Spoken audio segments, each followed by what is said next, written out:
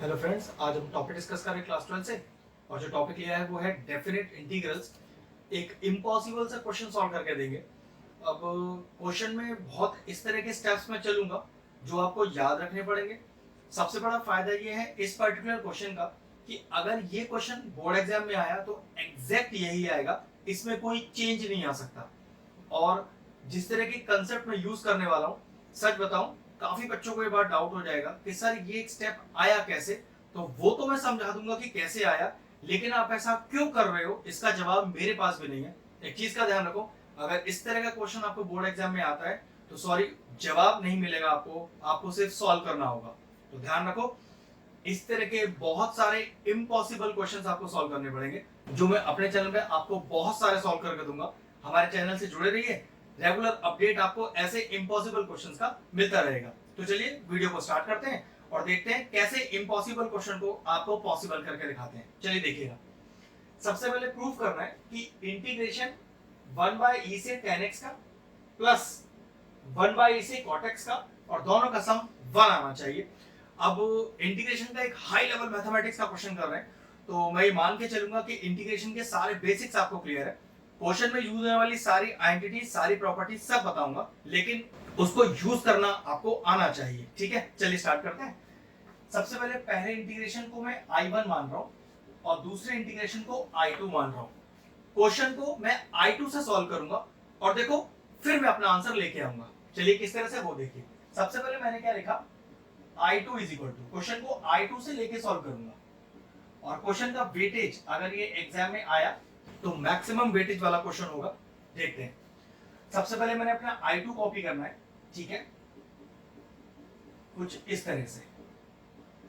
अब क्वेश्चन को स्टार्ट करने के लिए मैंने शुरू में बोला जो स्टेप्स हैं आपको याद रखने ही पड़ेंगे इस क्वेश्चन के लिए। कोई हार्ड एंड फास्ट रूल नहीं है कि पर्टिकुलर स्टेप क्यों चला जा रहा है, बस ये गारंटीड है ये क्वेश्चन अगर एग्जाम में आया फंसा तो एग्जैक्ट यही आएगा। रटा हुआ सॉल्यूशन चेप देना जाकर उठाकर। ठीक है, चलिए स्टार्ट करें।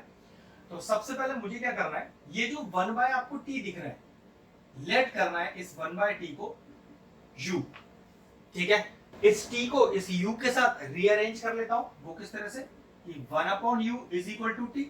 और अब मैं इसे डिफरेंशिएट करता हूं तो कितना आएगा, u की पावर -1 का डेरिवेटिव है ना, तो -1 u की power -1 is -2 du is equal to dt। सही से सॉल्व करो तो -1 upon u square du is equal to dt।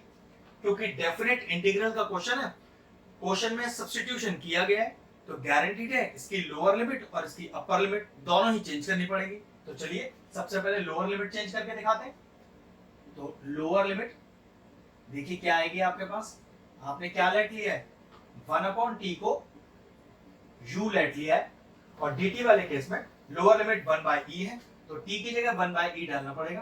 तो 1 upon 1 by e is equal to u, e आ गया ऊपर तो e is equal to u, या कह सकते हैं कि u टेंड्स टू e। तो जो लोअर लिमिट है वो आपकी आ गई e। अब आते हैं अपर लिमिट पर। अपर लिमिट लेट तो आपका वही है कि 1 अपॉन टी बराबर u। ठीक है, अब dt में आपकी अपर लिमिट क्या है, cot x, तो t की जगह cot x रख दीजिए इज इक्वल टू u। और what is 1 upon cot x, that is equal to tan x। तो आप क्या कहेंगे कि tan x की वैल्यू आ गई u, और कह सकते हैं कि u tends to tan x। ये आ गई आपकी अपर लिमिट। अब पूरा क्वेश्चन जो dt की फॉर्म में था वो du की फॉर्म में चेंज हो गया है और इसकी लिमिट भी चेंज हो गई है। तो चेक करिए हमारा I2 क्या हो गया, I2 is equal to integration lower limit जो हो गई आपकी e, अपर लिमिट जो हो गई आपकी tan x, सारी वैल्यू इंसर्ट करते हैं।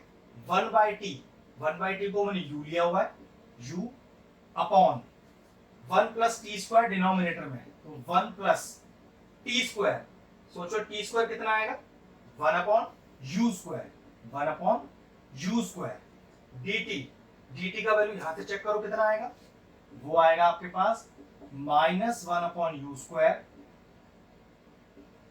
du। पूरा क्वेश्चन dt से du की फॉर्म में चेंज हो गया है। अब सही से थोड़ा सा रीअरेंज कर लेते हैं। तो I2 is equal to e ऊपर आएगा 10x, यहाँ थोड़ा एलसीएम लो, तो u अपॉन ये कितना आएगा देखो, u square plus 1 upon u square into minus का 1 अपॉन यू स्क्वायर और डी यू, ये यू स्क्वायर चला गया ऊपर, तो I2 is equal to integration of e to 10x u into u square upon 1 plus u square, और ये solve करके कितना आया, माइनस का 1 upon u square d u. Check करो कुछ टर्म्स कैंसिल आउट हो रही है, यू स्क्वायर से यू स्क्वायर चला गया, इस माइनस को बाहर कर लेते हैं, तो I2 is equal to minus बाहर e से 10x तक, lower limit to upper limit, क्या बचा u अपॉन 1 प्लस यू स्क्वायर और डी यू। अब वो पहला स्टेप जो आपको इस पर्टिकुलर क्वेश्चन के लिए याद करना है और जो डेफिनेट इंटीग्रल की प्रॉपर्टी लग रही है वो बताता हूं। एक प्रॉपर्टी है डेफिनेट इंटीग्रल्स में कि a से b fx dx बिल्कुल बराबर होता है a से b ft dt, मतलब लिमिट बिल्कुल सेम रहेगी, पूरा क्वेश्चन fx dx से चेंज हो जाएगा ft dt में। तो देखो मैं भी इस स्टेप को du से वापस अपने क्वेश्चन dt फॉर्म में लेके जाता हूं। देखो मैं इसे क्या लिख सकता हूं, तो मैं ऐसे लिख सकता हूं I2 is equal to, check करो ध्यान से, पूरा माइनस बाहर, लिमिट में कोई चेंज नहीं, e से लेकर 10x, जैसे fx dx ft dt हो सकता है, तो ऐसे कह सकता हूं कि fu du भी तो ft dt हो सकता है। तो मैंने क्या किया, u को लिखा t, इसको लिखा 1 प्लस टी स्क्वायर और du को लिखा dt, मतलब क्वेश्चन को वापस मैं उस कंडीशन में ले आया हूं जिस कंडीशन में पहली क्वेश्चन मुझे दिया है। क्वेश्चन टी फॉर्म में था, वापस टी फॉर्म में आ गया, बिल्कुल इस तरह से। अब आपको वो दूसरी बात जो इस पर्टिकुलर क्वेश्चन में याद करनी है वो देखो, क्या मैं क्या करूंगा, इस लिमिट को अब स्प्लिट करने वाला हूं। वो किस तरह से देखो, मतलब क्वेश्चन बिल्कुल सेम रहेगा, बस जो लोअर लिमिट और अपर लिमिट है उसे स्प्लिट कर दिया जाएगा। वो किस तरह से देखो, I2 is equal to, minus तो बाहर करते हैं उससे कोई मतलब ही नहीं, मैं इस पूरे क्वेश्चन को दो इंटीग्रेशन में चेंज करने वाला हूं, e से लेके 10x, ये कंफर्म है, e यहां आएगा और 10x यहां आएगा। अब दिक्कत है यहां कौन सी लिमिट आएगी, तो यहां मैं क्या रख सकता हूं, जरा ध्यान से देखो, 1/e, जो यहां रखी वही मैंने यहां रख ली। अब क्वेश्चन राइज होता है कि सर अब ये क्या कर दिया, ये कहां से आ गई, तो सोचो मैं इसको इसलिए कर रहा हूं कि यहां पर मैं कुछ I1 जैसा टर्म लाना चाहता हूं, और ये करना बिल्कुल पॉसिबल है, आप ऐसा क्वेश्चन में कर सकते हैं, लेकिन मैंने आपसे पहले ही कहा ये इम्पॉसिबल कैटेगरी का क्वेश्चन है, आपको ऐसे बहुत सारे क्वेश्चन वैसे भी नहीं मिलेंगे। तो हमारे चैनल से जुड़े रहिए, आपको इस तरह के क्वेश्चन का अपडेट रेगुलर बेसिस पर मिलता रहेगा। तो ठीक है, सबसे पहले मैंने क्या किया, e10x, हमें कंफर्म है कि यहाँ एक लिमिट तो आनी ही आनी है, तो मैंने क्या किया, 1/e ले लिया, तो यहाँ पर भी 1/e आ गया। और ऐसा क्यों किया, क्योंकि देखो मुझे एक 1/e इंट्रोड्यूस करना था I1 को लाने के लिए, जिसके लिए मैंने ऐसा किया, लेकिन मेरा जो fx है, जो मेरा क्वेश्चन है, वो बिल्कुल चेंज नहीं हुआ, वो as it is t upon 1 plus t square dt, t upon 1 plus t square और dt, और ब्रैकेट मैंने बंद कर दिया। देखो मैंने शुरू में ही आपसे कहा था बेहतरीन क्वेश्चन है, अलग लेवल का है, हाई लेवल मैथमेटिक्स लगेगा, तो चीजें आपको ध्यान रखनी ही पड़ेंगी। ठीक है, अब जरा ब्रैकेट खोलिए, तो I2 is equal to minus of e से 1/e t upon 1 plus t square dt, फिर एक और माइनस, क्योंकि मैंने ब्रैकेट खोल दिया है, ब्रैकेट के बाद माइनस है तो दोनों माइनस के हो जाएंगे, 1/e 10x t upon 1 plus t square dt। अब ये जो मेरा I1 है, क्या ये बिल्कुल एग्जैक्टली मैच नहीं हो गया है, क्या मैं इसको डायरेक्टली I1 नहीं लिख सकता हूं, यही कुछ ट्विस्ट एंड टर्न्स हैं जो क्वेश्चन में आपको याद रखने हैं, और प्रैक्टिस करते जाएंगे तो हो सकता है कि बोर्ड तक पहुंचते पहुंचते ये क्वेश्चनों की कैटेगरी जो है आपके पास वो दिमाग में फिट हो जाए। तो चलिए स्टार्ट करते हैं। तो I2 is equal to minus of e 1/e t upon 1 plus t square dt और माइनस का i1।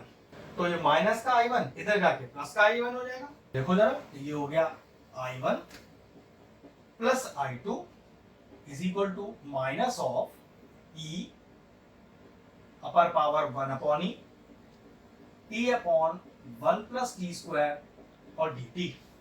अब करेंगे यहां पर हम सब्स्टिट्यूशन। वो किस तरह से, मैंने लेट किया 1 plus t square is equal to m, 1 plus t square is equal to m और डिफरेंशिएट करो तो 0 plus 2t dt is equal to dm। 2 तो ऊपर दिख नहीं रहा, तो t dt is equal to 1/2 dm। बात फिर वही, क्योंकि सब्स्टिट्यूशन किया है आपने।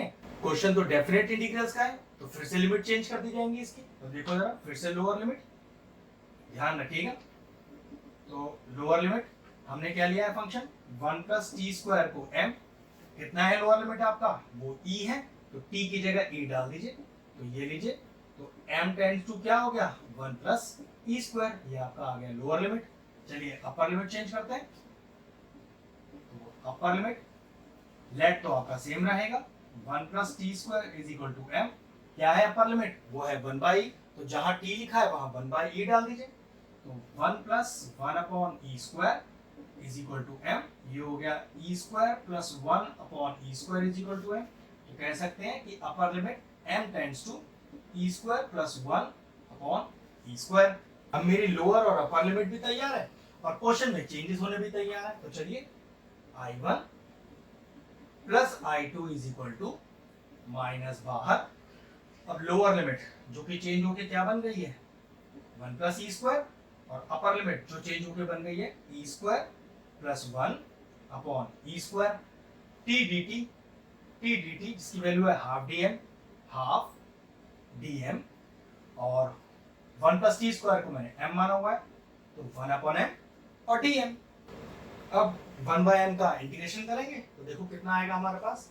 तो यहाँ i1 plus i2 is equal to minus का हाफ बाहर और 1 अपॉन m का इंटीग्रेशन log m मॉड के अंदर।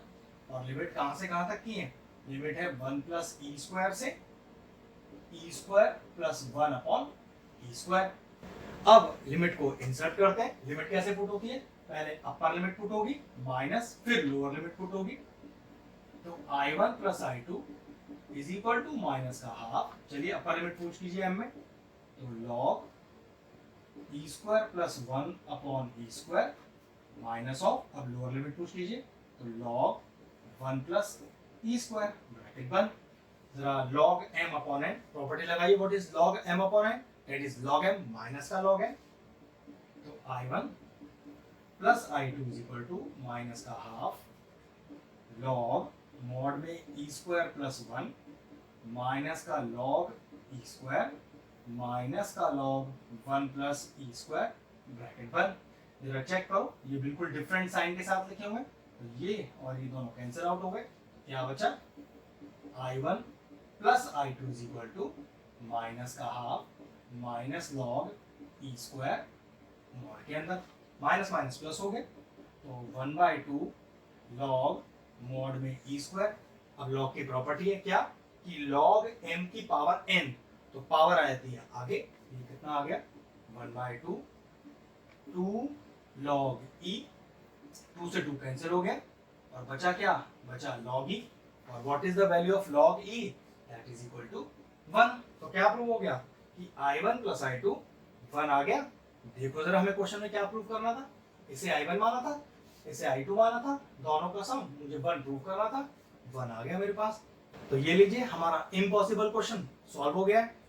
जिस तरह के स्टेप्स लगे सारे इंटीग्रेशन की प्रॉपर्टीज पर बेस्ड थे, परफेक्ट तरीके से इंटीग्रेशन आना चाहिए, तो इस तरह का इम्पॉसिबल क्वेश्चन भी सॉल्व हो जाएगा, दिक्कत आपको नहीं आएगा। अगर इस तरह के और इंटरेस्टिंग क्वेश्चन देखना चाहते हैं तो हमारे चैनल की प्लेलिस्ट में जाके क्लास 12 के तकरीबन सारे चैप्टर्स के इंपॉर्टेंट क्वेश्चंस के वीडियोस बने हुए, जाकर उन्हें भी चेक कर सकते हैं। ये क्वेश्चन फिनिश हुआ, वीडियो फिनिश करते हैं।